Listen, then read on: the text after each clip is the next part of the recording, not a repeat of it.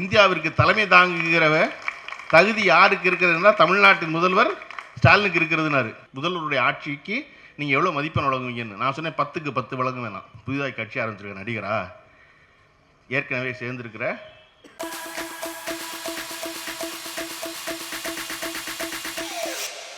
திரைப்பட இயக்குனர், நடிகர், பன்முக பேச்சாளர் ஆர்மை சகோதரர் கரு பழனியப்பன் அவர்களை வாழ்த்துறை வழங்குமாறு அன்போடு அழைக்கின்றேன்.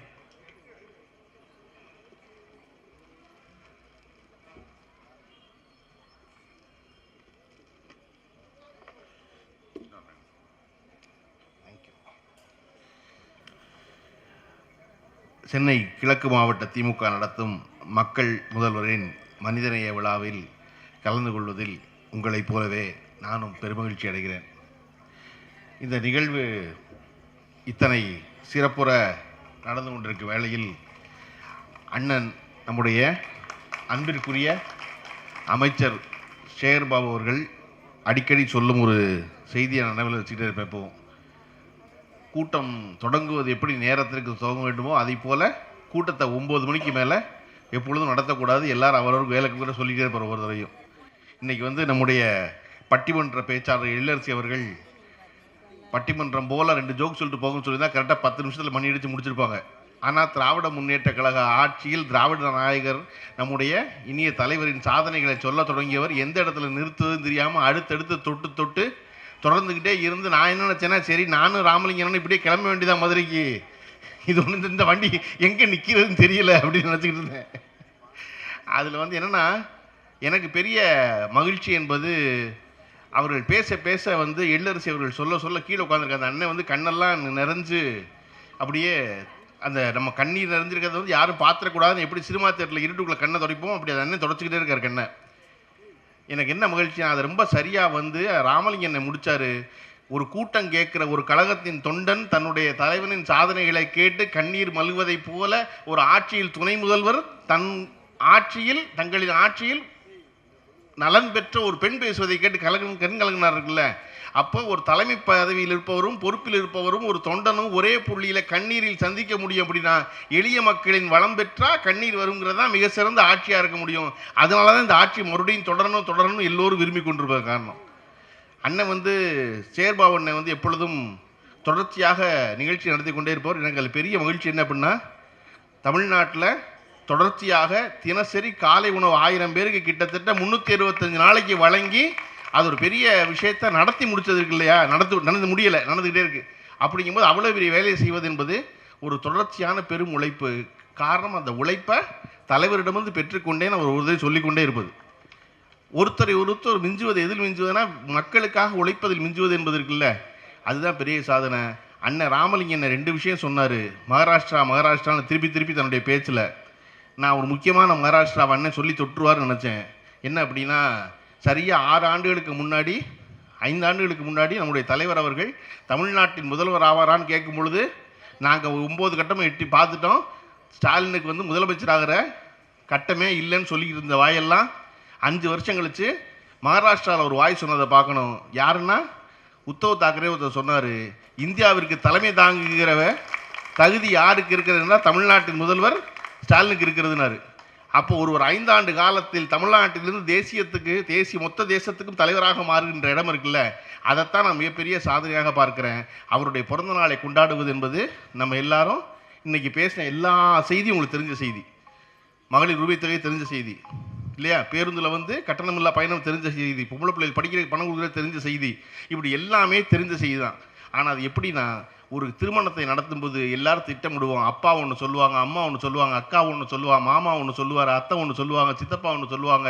எல்லாரும் யோசனையும் கேட்டு என்ன சாப்பாடு போடுறது, எங்கே மண்டபம் பிடிக்கிறது, எப்படி நடத்துகிற கல்யாணத்தை, யாரை எங்கே உட்கார வைக்கிறது அப்படின்னு எல்லாம் முடித்து எல்லாரும் வந்திருந்த அத்தனை பேரும் நிறைவாக இருக்கும் பொழுது அந்த கல்யாண மண்டபத்துக்கு வந்தவங்கலாம் கலந்துருவாங்க. நடத்தினவங்கலாம் கூடி உட்காந்து இந்த திருமணம் எவ்வளோ சிறப்பாக நடந்தது தெரியுமா, இதெல்லாம் இவ்வளோ சிறப்பாக நடந்துச்சு, இதை சித்தப்பா தான் சொன்னார், இதை மாமா தான் சொன்னார், இது அத்தை தான் சொன்னாங்க, இது அண்ணன் தான் சொன்னான்னு கூடி பேசி மகிழ்கிற கணம் இருக்குல்ல, அதுதான் ஒரு விழாவிலேயே விசேஷத்திலே ரொம்ப சந்தோஷமான தருணம். முடிச்சதுக்கப்புறம் உட்காந்து பேசுறது, எதுக்காக உட்காந்து பேசுகிறோம், அதை முடிஞ்சிருச்சு சிறப்பாக. ஏன் பேசுகிறோம் அப்படின்னா, அடுத்து ஒரு விசேஷம் நடக்க போகிறது இதை விட சிறப்பாக நடக்கணும்னா இப்போ என்னெல்லாம் சிறப்பாக நடந்துன்னு பேசணும். அப்படி ஒரு திருமண விழாவில் கூடி பேசுவதைப் போல ஆட்சியினுடைய நிறைவில் இருக்கும்போது திராவிட முன்னேற்ற கழகம் தொடர்ந்து கூட்டங்கள் போட்டு இந்த ஆட்சி எவ்வளோ சிறப்பாக நடந்துன்னு பேசுவது என்பது ஒரு விழாவின் இறுதி நேரத்தில் பேசுவதைப் போல. எதற்கு? அடுத்த 5 ஆண்டுகள் இதை விடவும் சிறப்பாக இருக்கணும்னா, இதை விட மேலும் நல்லதாக இருக்கணும்னா, அதன் துவக்கமாகத்தான் நம்முடைய முதல்வர் அவர்கள் 1000 ரூபாயை 2000 ரூபாய் ஆக்கியிருக்காரு. ஏன்னா இதை விட சிறப்பாக இருக்கணும் அடுத்த 5 வருஷம் அப்படின்னு, இல்லையா?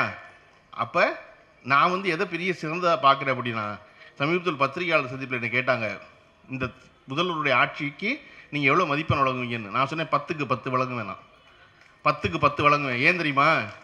இந்தியாவில் எல்லா மாநிலங்களிலும் திட்டம் வெறுமன பேப்பரில் இருக்க ஒரு திட்டம், பெண்களுக்கான கர்ப்பவாய் தடுப்பு கர்ப்பவாய் புற்றுநோய் இருக்குல்ல, அதனுடைய தடுப்பூசி போடுற திட்டம் பேப்பரில் இருக்குது. அதை முதல்ல செயல்படுத்தி 36 கோடி ரூபாய் ஒதுக்கி துவங்கிய மாநிலம் தமிழ்நாடு தான். அது யாருக்கு போடுறது? 14 வயசு பொம்பளை பிள்ளைகளுக்கு போடுறது. ஒரு பெண் பெரிய பெண்ணானோட 12 வயசுலேருந்து 14 வயசுக்குள்ள பொம்பளை பிள்ளைக்கு போடுற ஊசி அது. அந்த ஊசி போடுற புள்ள இருக்கு இல்லையா, யாருக்கு ஊசி போட்டாங்களோ அந்த பிள்ளைக்கு இந்த வருஷம் ஓட்டு கிடையாது. அந்த புள்ள ஓட்டு போட வராது. அதில் பாதி புள்ள அடுத்த தேர்தலையும் ஓட்டு போட வராது. அப்போ ஒரு தலைவருடைய திட்டம் என்பது, ஒரு முதலமைச்சருடைய திட்டம் என்பது எப்படி இருக்கணும் அப்படின்னா, வெறும் ஓட்டுக்காக இல்லாமல் என் தமிழ்நாட்டில் கர்ப்பவாய் புற்றுநோயே இல்லாத பொம்பளை பிள்ளை இருக்கணும்னு சொல்கிறதுக்கு இல்லையா, அது எப்போ தெரியும்னா 30 ஆண்டு காலம் கழித்து தெரியும். 30 ஆண்டு காலம் கழித்து அப்படி ஒரு ஆளே இருக்காதீங்க. அப்போ அதை போல தொடர்ந்து அடுத்த தலைமுறை நோக்கி சிந்திப்பதால் இந்த ஆட்சிக்கு நான் 10க்கு 10 வழங்குவேன்னு நான் சொன்னேன். ஒரு ஆட்சி என்பது எப்பொழுதும் அடுத்த தலைமுறையை பற்றி சிந்திப்பதாக இருக்க வேண்டும். அப்படி ஒன்று தொடர்ந்து நிகழ்ந்து கொண்டே இருக்கிறது. ஒன்று செய்தி அவருடைய பிறந்தநாளில். 2வது செய்தி, திரு தலைவர் மு.க. ஸ்டாலின் அவர்களை என்னை போன்றவர்களும் ராமலிங்கனை போன்றவர்களும் எல்லோரும் வாழ்த்துவதற்கான முக்கிய காரணம் இருக்குது. என்ன அப்படின்னா, நீங்கள் இந்த 5 ஆண்டுகளில் அவர் யாரையுமே கடுஞ்சொல் சொல்லி நீங்கள் பார்த்துருக்கவே முடியாது. எத்தனை அரசியல் எதிரி, எத்தனை அவர் கீழ்த்தரமாக பேசினால் எத்தனை பேர் இருந்திருக்காங்க. நீங்கள் திராவிட முன்னேற்ற கழகத்து கட்சியில் யாருக்கா உடம்பு சரியில்லைன்னா கூட அடுத்த நாள் தான் வந்து பார்ப்பார் தலைவர். எதிர்கட்சியில் உடம்பு சரியில்லைன்னா அன்னைக்கே போய் பார்ப்பார். ஏன்னா இவெல்லாம் நம்மளை ரொம்ப திட்டினவன் இல்லையா, அவெல்லாம் நல்லா இருந்துடட்டும், அவன் ரொம்ப முக்கியம், இவெல்லாம் இருக்கணும், இருந்தால் தான் இவரிடம் பாராட்டு பெறும் ஆட்சியாக என் ஆட்சி இருக்குன்னு சொன்னார் இல்லையா. அப்படி அவர் போய் பார்க்குறாலாம் பார்த்தீங்கன்னா ரொம்ப கடுமையாக திட்டவங்க. அவர்கள் இப்பெல்லாம் சிறப்பாக இருக்கணும். நான் வந்து எந்த இடத்துல வந்து நாம் எல்லோருக்கும் இல்லாத ஒரு துன்பம் நம்முடைய தலைவருக்கு இருக்குது. என்ன அப்படின்னா, தனக்கு தலைவராக இருந்த தந்தையை மிஞ்சுவது. எப்போ பார்த்தாலும் ஒப்பிட்டு பார்த்துக்கிட்டே இருப்பான். கலைஞர் இருந்தால் என்ன செஞ்சிருப்பார் தெரியுமா, கலைஞர் எப்படி சொல்லுவார் தெரியுமா, கலைஞர் என்ன செய்வார் தெரியுமான்னு. இந்த 5 ஆண்டுகளில் வென்றிருக்கிறார் என்பதை உங்கள் முடிவு கொடுக்குறேன். நான் என்ன சொல்லுவேன்னா, அவர் கலைஞரை தாண்டி அண்ணாவை தொடுகிறார்னு நான் நம்புவேன். ஏன்னா திராவிட முன்னேற்ற கழகத்தில் ஒரு பொழுதும் கடுஞ்சொல் சொல்லாத, எல்லா விமர்சனங்களும் ஏற்றுக்கொண்டு எல்லோரும் நல்ல பேர் பெற்ற ஒரு தலைவர் உண்டுன்னா அது வந்து அறிஞர் அண்ணா தான். அண்ணா யாரையுமே திட்டமாட்டார். அண்ணாவை எவ்வளோ திட்டாலும் திட்டமாட்டார். பெரியார் அவ்வளோ திட்டினார் அண்ணாவை. அண்ணா என்ன பண்ணார், ஜெயிச்சோன்ன போய் இந்த ஆட்சியை காணிக்கையாக்குறேன்னு சொல்லி பெரியாரை வந்து வெட்கப்பட வச்சார். பெரியார் சொன்னார், நான் ரொம்ப வெட்கப்பட்டு போயிட்டேன் பார், உங்களை எவ்வளோ திட்டிருக்கேனா, நீ எங்கிட்ட சொல்கிறேன்னு. முதல்ல அண்ணா விட்டு வெளியே போனால் ஈவிகே சம்பத் கண்ணாசன் வெளியே போய் அவ்வளோ திட்டினாங்க அண்ணாவை. பத்திரிகையாளர் போய் கேட்டாங்க, என்னங்க இப்படி திட்டுறாங்க உங்களை அப்படின்னு. பேரறிஞர் அண்ணா சொன்னார், ஈவிகே சம்பத் என்பது வைரக்கடுக்கன், என் காது புண்ணா இருக்குது அதனால கடுக்கனை கழட்டி வச்சிருக்கேன்ட்டார். ஈவிகே சம்பத்துக்கு என்ன சொல்கிறதுனே தெரியல, என்னடா நம்மளை வைரக்கடுக்கன்ட்டார் அப்படின்னு. அப்படி அண்ணா நடத்திய அந்த நாகரீக அரசியலை மீண்டும் தொட்டு தொடர்கின்றவர் தான் இன்றைய திராவிட நாயகர் மு.க. ஸ்டாலின். நான் நம்புகிறேன். நீங்கள் எந்த இடத்துலையும் பார்க்கவே முடியாது, வர எந்த சொல்லிக்க முடியாது. ஒரு கனிந்த மிகச்சிறந்த ஒரு மாநிலத்தின் தலைவனாக மாறி இருக்கிறார். அதனால் அவர் இந்த தேசத்தின் தலைவராக மாறுவதற்கான சரியான தருணம் இது நான் நினைக்கிறது. எனக்கு பெரிய மகிழ்ச்சி என்ன அப்படின்னா, இந்த கூட்டணிக்குள் குழப்பம் விளைந்து விடாதான் பல்வேறு பத்திரிகைகளை மாறி மாறி எழுதுகிறாங்க. அந்த கட்சியில் யாருமே எதுவுமே பேசலை, தலைவர்கள்லாம். அது ஒரு விஷயம் இல்லை. ஆனால் திராவிட முன்னேற்ற கழகத்தின் தொண்டர்கள் அத்தனை பேர் இத்தனை அமைதியாக இருந்தீங்க பாருங்க. அதெல்லாம் தலைவர் பார்த்துக்குவார். நம்ம ஏன் அதை பேசுவானே, நம்ம தேர்தல் வேலை மட்டும் பார்ப்போம்னா அதுதான் பெரிய சாதனை இல்லையா. ஆளாலும் பேசிடுவாங்கல்லட்டா. அப்போ இந்த தமிழ்நாட்டில் இத்தனை ஆண்டு காலம் கழிச்சு இப்படி ஒரு நாகரிக அரசியலுக்கு அடிகோலி ஆளாக நம்முடைய நம்மெல்லாம் பிறந்தநாளை கொண்டாட நம்முடைய தலைவர் இருக்கிறார் என்பது. 3வது செய்தி, எல்லாரும் திரும்ப திரும்ப கேட்டுக்கிட்டு இருப்பது, இந்த தேர்தலில் எது சுவாரஸ்யம் அப்படின்னு. புதிதாக கட்சி ஆரம்பிச்சிருக்க நடிகரா, ஏற்கனவே சேர்ந்திருக்கிற வலதுசாரி கூட்டணியா, எது அப்படின்னா நான் சொல்லுவேன், கடந்த 30 ஆண்டு காலமாக தமிழ்நாட்டு அரசியலில், தமிழ்நாட்டு தேர்தலில் எது பேசுபொருள்னா திராவிட முன்னேற்ற கழகத்தினுடைய தேர்தல் அறிக்கை தான் பேசுபொருள். நீங்கள் எந்த தேர்தல் அறிக்கை எடுத்தாலும் கடந்த 30 ஆண்டு தேர்தலில், தமிழ்நாட்டு தேர்தலில் திராவிட முன்னேற்ற கழகத்துடைய வாக்குறுதி தேர்தல் வந்தோன்னு தான் உங்களுக்கு ஞாபகம் வரும். இந்த வருஷம் கடந்த 5 ஆண்டுகளில் எந்த வாக்குறுதிகளை நிறைவேற்றுகள் லிஸ்ட்டு போடுறாங்கல்ல, நான் உங்களுக்கு ஒன்று சொல்கிறேன். ஒரு 5 வருஷம் ரீவைன் பண்ணி போங்க. 2021 அண்ணா திராவிட முன்னேற்ற கழகம் ஆட்சியை முடிச்சிருந்துச்சு. 2016 ஒரு வாக்குறுதி கொடுத்துச்சுல, அந்த வாக்குறுதி எதையாவது எவனாவது கேட்டான் 2021 நீங்கள் நிறைவேற்றலையேன்னு. ஆனால் நம்ம மட்டும் தான் சொல்கிறோம், கொடுத்த வாக்குறுதியில் 95 வாக்குறுதிகள் நிறைவேற்றிட்டோம், இது பண்ணியிருக்கோம் சொல்லாது இதெல்லாம் பண்ணியிருக்கோம் அப்படின்னு நம்ம சொல்கிறோம். ஏன்னா தமிழ்நாட்டு மக்கள் திராவிட முன்னேற்ற கழகத்துடைய வாக்குறுதியை மட்டும் தான் நிறைவேற்றணும்னு நினைப்பாங்க. அதைத்தான் ஞாபகத்தில் வச்சுக்குவாங்க. நான் உங்களுக்கு அதிமுக நிறைவேற்ற முக்கியமான வாக்குறுதி நான் சொல்கிறேன். தமிழ்நாடு பூரா வைஃபை ஃப்ரீன்னு அறிவிச்சாங்க. தமிழ்நாட்டு மக்களுக்கு பூரா செல்ஃபோன் கொடுப்பான்னு அறிவிச்சாங்க. இதை செஞ்சிருக்க மாட்டாங்க. ஆனால் திராவிட முன்னேற்ற கழக ஆட்சியில் கொடுக்கின்ற வாக்குறுதிகளை ஒவ்வொரு முறையும் எதிர்க்கட்சியில் என்ன சொல்லுவாங்கன்னா, இது நடக்காதும்பாங்க, இதை செய்ய முடியாதும்பாங்க. தொலைக்காட்சி பெட்டி கொடுப்பேன்னு கலைஞர் சொன்ன பொழுது, அது எப்படி தொலைக்காட்சி பெட்டி கொடுப்பீங்க? நாங்கள் எல்லாருக்கும் திராவிட முன்னேற்ற கழக ஆட்சி கொடுத்தது. எல்லாருக்கும் எப்படி கேஸ் அடுப்பு கொடுப்பீங்கன்னு கேட்டாங்க, கொடுத்தது. அதில் உச்சக்கட்ட காமெடி என்னன்னா, எல்லோருக்கும் 1000 ரூபாய் கொடுக்கும்போது எப்படி கொடுக்கவே முடியாது தமிழ் இந்தியாவுக்கு அத்தனை பேர் சொன்னான். ஆனால் 2021 தேர்தலுக்கு அப்புறம் இந்தியாவில் எந்த மாநிலத்தில் தேர்தல் நடந்தாலும் முதல் வாக்குறுதி என்னன்னா, பெண்களுக்கான உரிமை தொகை கொடுப்போம்னு சொல்லி தான் தேர்தலே சந்திச்சிருக்காங்க தடவை.